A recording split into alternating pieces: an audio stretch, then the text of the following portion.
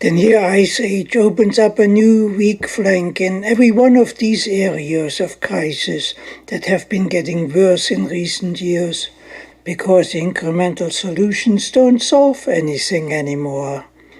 We got stuck in these areas because fundamental transformations are required for advanced platforms to be established that lay outside the scope of small-minded thinking.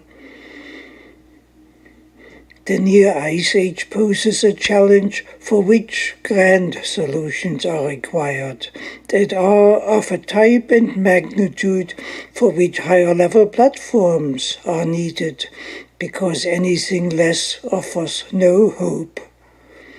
In this context, the near ice age becomes our salvation. When it is recognized, it becomes a wake-up call for all of us to become more fully human. But will we wake up? That's the critical question. At the moment, the answer is a resounding no.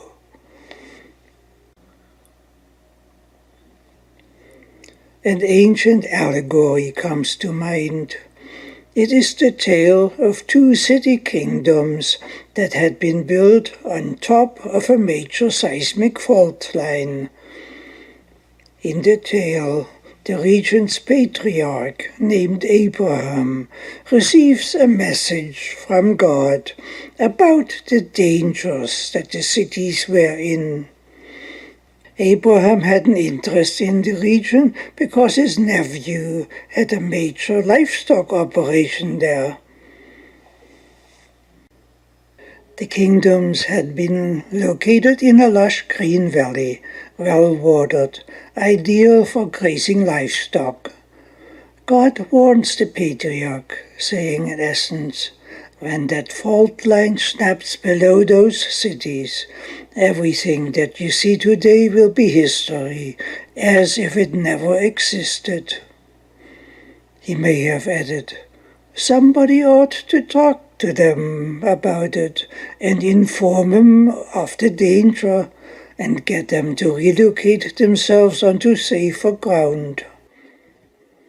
In essence, the allegory reflects today's Ice Age challenge. A phase shift in cosmic dynamics in roughly 30 years' time promises to render almost all areas of our planet to become uninhabitable virtually overnight. The patriarch might have laughed at God about the premonition and the suggestion that the people should relocate before the predicted events occur. That's not possible, he would have said. Nobody would respond to such a message. There is nobody home there with enough humanity in the heart to forsake a way of life for life itself. Are they then already dead, all of them? The voices from God may have asked. The patriarch would have replied, let me illustrate how hopeless that thing is. Suppose I would find 20 people in those cities who would listen to me. Then I might have a chance. The voices from God would agree. But suppose I would find only 10 who would listen to me. I still might have a chance then, even if I had found only 5, or 2, or just one single person who is really alive and understands the situation may inspire all the others to get the cities to relocate themselves. The voices from God would agree again that one single person would do. But where is that one who would actively support me in the task to save those cities? The patriarch would reply, "Do you see anyone standing in the hustings speaking for sanity? The hustings are empty, as if everyone was already dead." And so it came to pass in the allegory that the cities of Sodom and Gomorrah and their kingdoms vanished from the landscape as if they had never existed. No evidence for them has ever been found. The allegory, of course, was written a long time ago, but as I said, we face it anew in modern time. In this, the old and the new come together. The Abraham legends have such a deep history that they emerge in some form in all the major Western religions: Judaism, Christianity, and Islam, and their derivatives. This means that the challenge of avoiding known or knowable cataclysmic consequences by intelligent responses, and the difficulties involved and the failures to do so are already widely recognized in cultural history. Only this time we face it on a vastly larger scale in the form of the Earth becoming essentially an ice planet in 30 years' time or less. According to several types of corroborating physical evidence, our solar system will undergo a major phase shift in its operational dynamics, whereby the entire planet Earth will become uninhabitable from the 2050s onward and resemble an ice planet that we will have to learn to make livable for us for the next 90,000 years. The sun's radiated energy will diminish by 70%. All regions outside the tropics become reclaimed by the cold, ice, and the snow, and all the lands inside the tropics will become mostly deserts as rainfall diminishes by 80%. All this is known. It is possible for humanity to relocate itself into the tropics by building itself a new world there, with technological infrastructures for meeting its needs, such as that the Ice Age consequences cannot touch. But is any nation ready to do this? Or is even a single one merely considering it, much less preparing for it? The count is 0. The hustings are empty. There is no one home.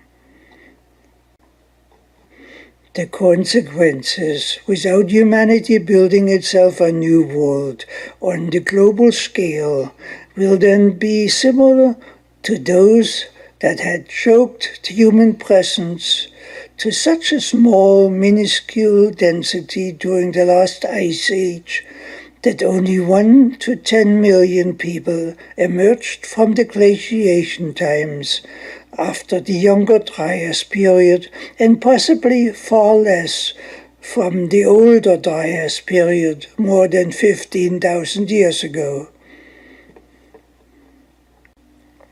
The world population was so low after the last ice age, and conditions so depressed, that it took humanity 8,000 years to recover itself to a major presence.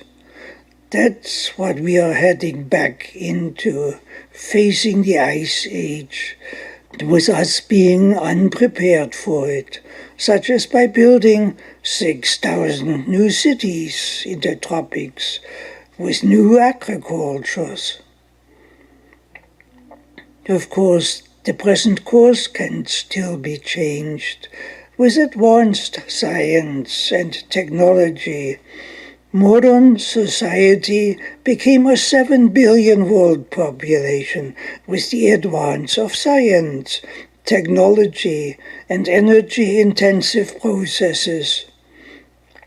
Unfortunately, this is precisely the feature of humanity that is presently being squelched for the politics of power, property, and profit. Without science, technology, and energy-intensive processes preparing the way for building a new world, the coming Ice Age unfolds as a death trap instead of as a renaissance opportunity.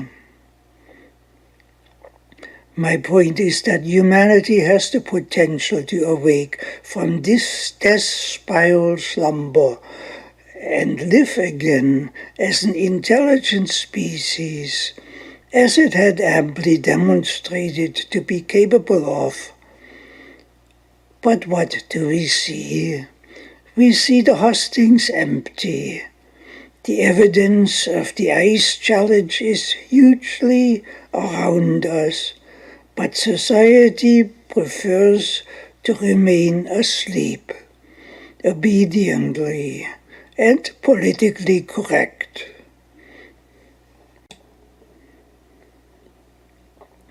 The Ice Age wake-up call began quietly at first in the late 1990s, right at the height of the global warming scare.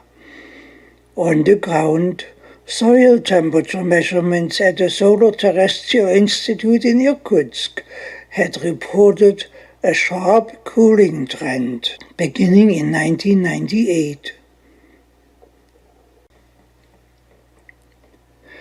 At the same time, measurements by the NASA and ESO Ulysses space mission reported that the solar wind was diminishing.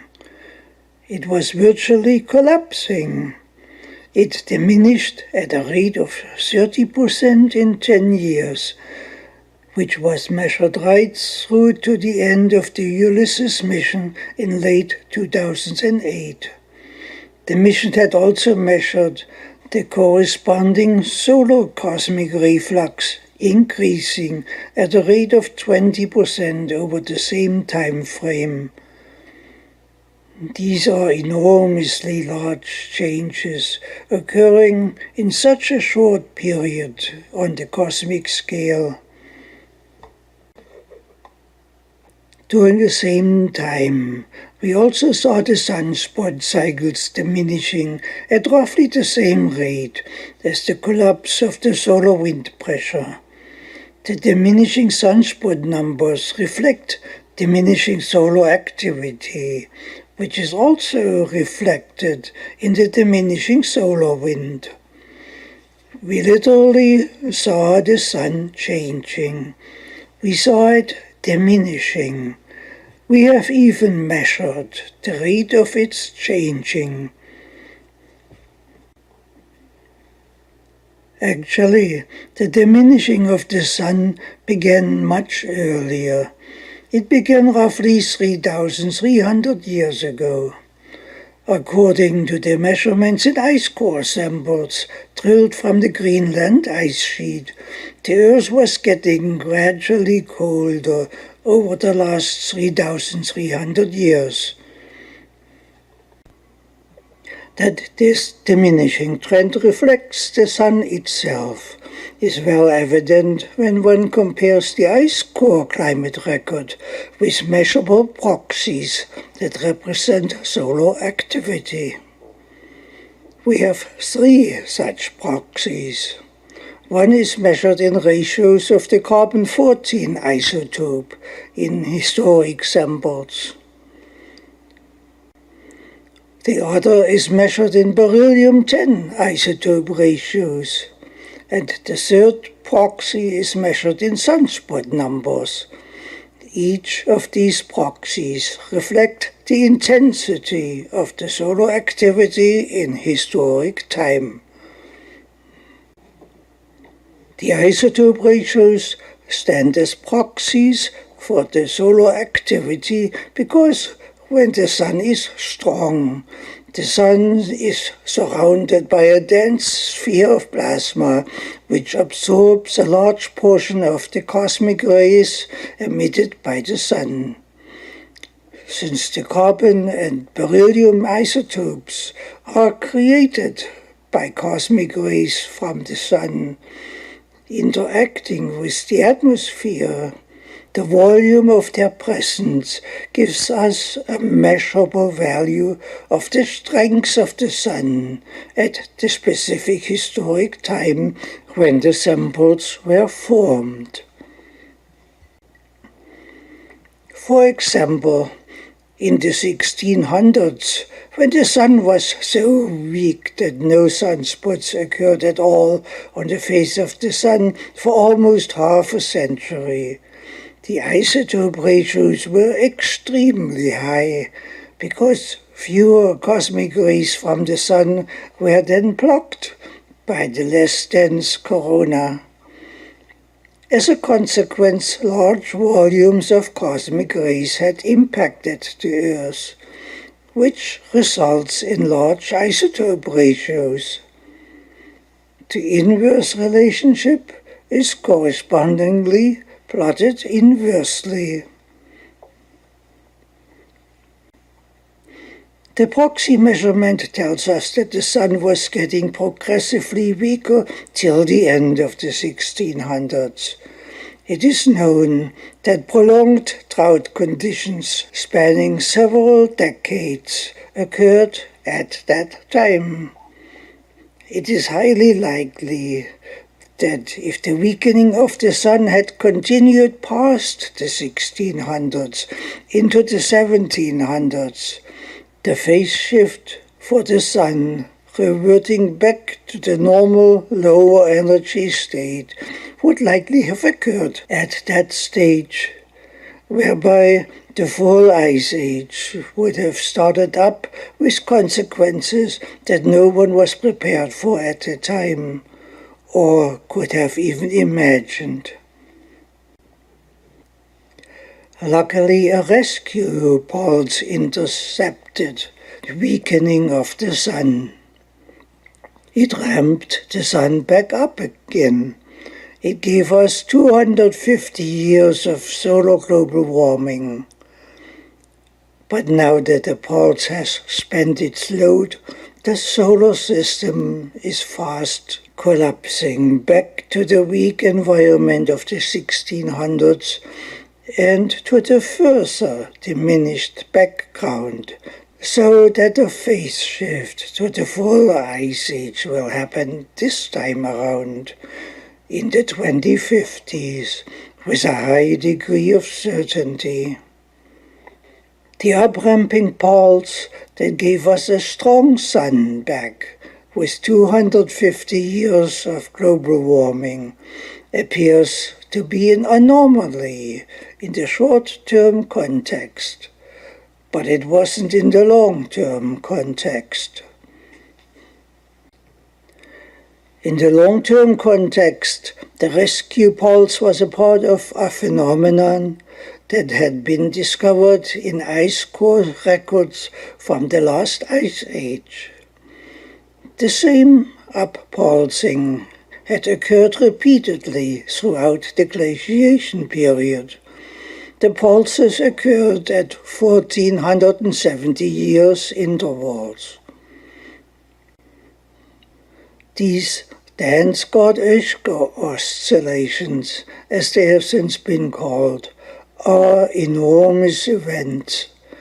While they were short-lived in duration during the glaciation time, These climate oscillations took us from deep glacial conditions all the way back to near interglacial conditions, almost instantly, as if the sun had been brought back to life for a short period from its glacial default condition. One of these repetitive pulses may have rescued us in the 1700s. If it was a Dansker-Oeschger event that had rescued the sun from the brink of its phase shift to the lower energy state, then the pulse has been spent.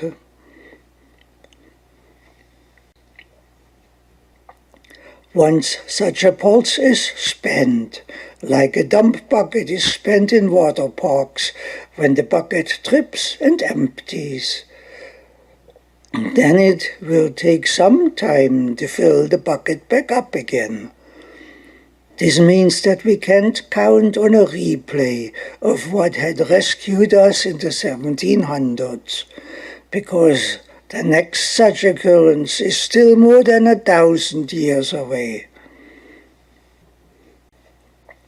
If one considers the enormously fast rate at which the sun is currently weakening, after the rescue pulse had spent its load, the solar wind will diminish to zero in the 2030s, according to the rate of decline measured by the Ulysses spacecraft.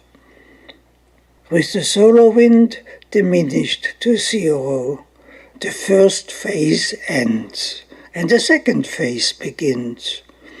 During the second phase, the solar surface temperature itself diminishes towards the threshold conditions. At some point in the second collapse phase, one of the primal fields that focus plasma onto the sun will likely collapse and vanish. The primal fields are electromagnetic structures that form at node points in interstellar plasma streams. These primal fields that form at the node points require a minimal rate of flow and density to operate, below which they cannot form. When the minimal threshold is crossed, the nodes become less pronounced. The plasma becomes less focused, whereby the sun operates in a less dense plasma environment. Thereby, its surface temperature becomes reduced to around 4,000 degrees Kelvin. This low temperature appears to be a widely evident default temperature for the low-powered stars, as almost all stars in the galaxy presently are. The illustration shown here is highly simplified, of course. We are not at this stage yet, but we are getting closer. We are still at a high-powered state, but at the current rate of solar weakening, the phase shift to the low-powered state will likely occur in the 2050s, or possibly sooner, and with enormous consequences for us living on Earth. When this happens, the entire world becomes transformed. The sunlight will be 70% weaker, and the climate correspondingly colder. All areas outside the tropics will thereby become uninhabitable. The cooling will be dramatic. The famous little ice age of the 1600s gave us a half a degree of average cooling.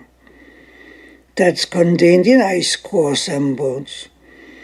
The full ice age registered a 20-degree cooling, or 40 times the cooling that we saw during the Little Ice Age. That's what an ice planet looks like. That's what we have to prepare for.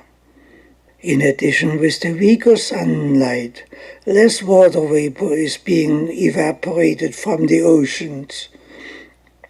Precipitation will therefore diminish accordingly. Ice core samples from Greenland contain 80% less precipitation during the glacial conditions.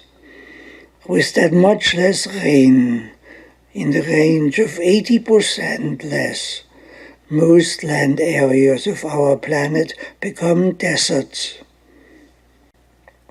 In other words, the entire Earth becomes largely uninhabitable at this point in time when the phase shift to glaciation happens. While the massive climate change doesn't spell doom for humanity, it does impose a strong imperative, urging humanity everywhere to create itself the required technological infrastructures that enable human living to continue and civilization to prosper in an ice planet environment. Sadly, there is no response happening. Society everywhere goes on its merry way, as if our interglacial warm holiday would drag on forever. The non-response is not surprising because the interglacial holiday is all that we have ever known.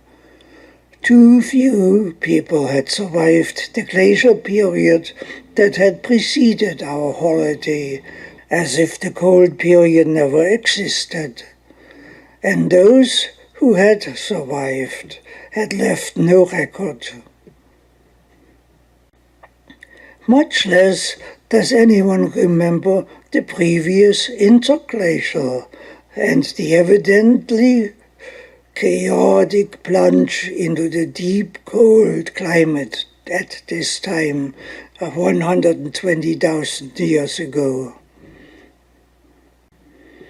The previous interglacial at roughly 135,000 years ago to 120,000 years ago had been significantly warmer than the current interglacial. It was likely during this period that the human presence had developed strongly on all continents. Prior to this previous interglacial, during the deep glacial period preceding it, from roughly 160,000 years ago, the human presence had dwindled from tens of thousands to just a few hundred individuals in number, existing at the southern tip of Africa in a complex of caves termed Pinnacle Point, according to archaeological research. The previous ice age had evidently had a hugely devastating effect. It is also possible that the numbers dwindled as a result of migration.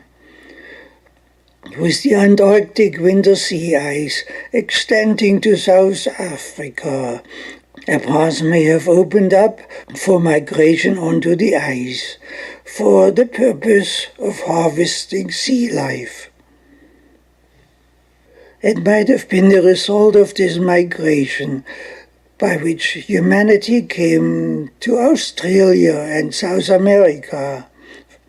It is highly likely that humanity flourished in all these areas during the previous interglacial period. That's speculation, of course, but modern sea surface oxygen concentration measurements, which reflect sea surface temperature, suggest that winter sea ice may have extended all the way to South Africa, along the blue line shown here. Then the big ice age phase shift occurred 120,000 years ago that no one was prepared for. The startup of the last ice age occurred steeply 120,000 years ago that no one was prepared for. How much of humanity was decimated by it will likely never be known. Actually, it had not been known until 2004 that this near freefall collapse had occurred of the climate from the previous interglacial period. The data didn't exist until the result from the North Greenland ice coring project had been collected and had been analyzed. The project had drilled into the ice sheet of Greenland for 4 consecutive seasons, cutting through 3,085 meters of ice till it reached bottom, which was reached in 2004. It wasn't until 4 years after that, in 2008, that another set of measurements, this time collected in space by the Ulysses satellite orbiting the Sun in a polar orbit, revealed its own related surprise. It revealed that the same type of solar collapse that we saw evident in ice was also measured in space in terms of the diminishing solar wind pressure. Ulysses measured a near freefall rate of collapse in solar activity towards the next ice age startup in the 2050s. We have learned tremendously in the years since the 1700s, when the little ice age was interrupted. We have learned how the sun operates, contrary to prevailing myths about it. And we have learned how vulnerable the sun is and how immensely it affects our climate. The only thing that we have not yet achieved is to acknowledge the numerous physical measurements, scientific discoveries, and so on that we have already made that are all by themselves immensely imperative. The Ulysses mission that gave us the critical measurements of the collapsing solar wind pressure was a scientific project that took us 36 years to complete. And what was the world's near universal response to what the mission had accomplished? The response was to bury the data. Society is saying to itself, in essence, in the sciences as in politics, we don't do evidence. We have opinions, we have our feelings, and we have strong confidence in them. Society says that what doesn't harmonize with the global warming song simply won't be heard. What doesn't mesh with the described correct opinions becomes buried and is labeled absurd. We are back to the stage of Abraham arguing with the voices of God about what it would take for the kingdoms of Sodom and Gomorrah to be saved. The current task in our world is to come up with an answer that will work this time.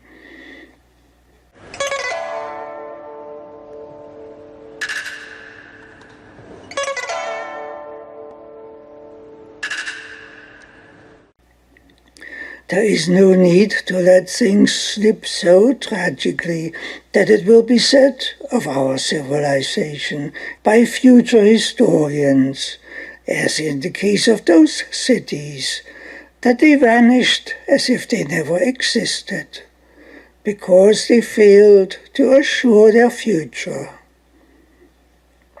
We have the capacity today to assure our future.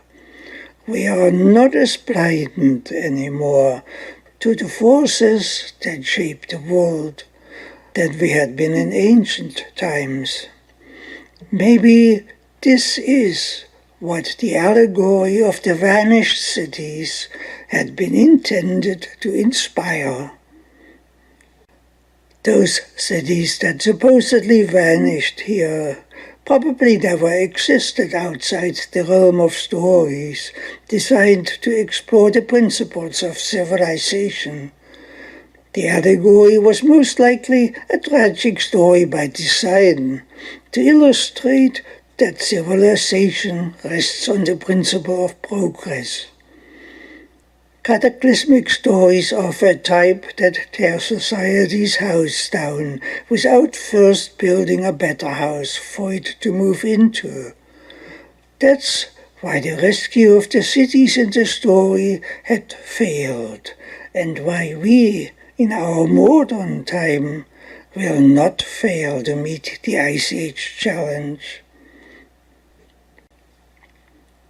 Our remarkable scientific development in recent time had enabled us to see the future unfolding decades before it happens.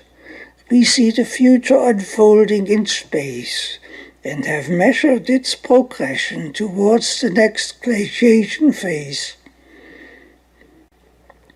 We also see the future unfolding in historic ice samples, projected forward, excavated with great effort from the Antarctic ice domes. And we can see the future unfolding in on-the-ground measurements, as in Irkutsk, as I had mentioned before. There we see the cosmic transition that is already in progress, progressing with ever more and ever larger fringe effects, such as global cooling. We also see the future unfolding in the form of increased flooding, larger hurricanes, and deeper and expanding droughts. We see all of these fringe effects increasing with increasing ferocity, which we know will continue for the next 30 years. This gives us time and opportunity to build the needed new house before the old house crumbles, and to build a better house than ever before. We are already awake enough to know, for example, that in 30 years' time, Canada, Europe and Russia will cease to exist as livable territories as they become reclaimed by the cold, snow and ice, and that most of the remaining areas of the world become unlivable likewise for the lack of water. But we can compensate for all of these. We know that we have the potential to create us a new world in the tropics with brighter projects for easier living, which we can bring about as steps of progress. A new renaissance will then unfold with it in which 6,000 new cities will be constructed in the tropics, afloat on the equatorial seas, together with new agricultures that operate in scientifically optimized indoor environments, supplied with unlimited fresh water, drawn directly from the sea by deep ocean reverse osmosis, desalination, and so on. Of course, a completely new economic, financial, and cultural platform will be required for all this to happen, which needs to happen, and which needs to be orders of magnitude more efficient than the current circus of small-minded pursuits. Humanity stands at a breakout point on this path, departing from the doldrums, especially those in the West, where nothing works anymore, and poverty and war destroys what had been built. Our potential for civilization is somewhat comparable to a rock on a beach that had remained buried in sand for eons. But now that a new wind is finally blowing, the sand is blowing away with it, so that what had remained long dormant suddenly comes to light. As this unfolds, contentment with the past will no longer be seen as a valid stepping stone of progress. The steps of progress will then be defined by our sciences, our technologies, and by our love for one another as human beings as we are reaching for the sky with the needed efforts to win. Our science and our love for one another will ultimately assure that this will happen, by which we will have a bright future. Science, technology, love, and the future is one.